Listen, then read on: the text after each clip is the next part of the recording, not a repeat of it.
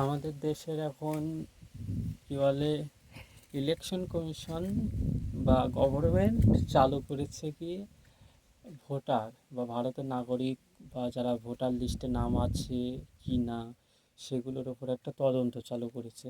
তো সে তদন্ততে হ্যাঁ সে তদন্ত চালু করেছে। তদন্ততে তাদের ইচ্ছা মতো তারা চালাচ্ছে, কে আসবে কে আসবে না, কে থাকবে কে থাকবে না, তাদের ইচ্ছা মতো তারা তদন্ত চালু করেছে। সেই তদন্ততে ঠিক বলি, হ্যাঁ, দেশের বেকারত্বের কী অবস্থা, দেশের কী বলে অর্থনীতির কী অবস্থা সেদিকে খেয়াল নেই।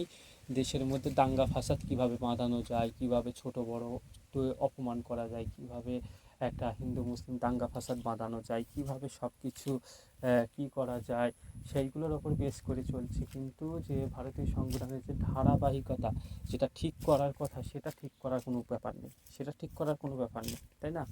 সেটা কোনো ঠিক করার কোনো ব্যাপার নেই।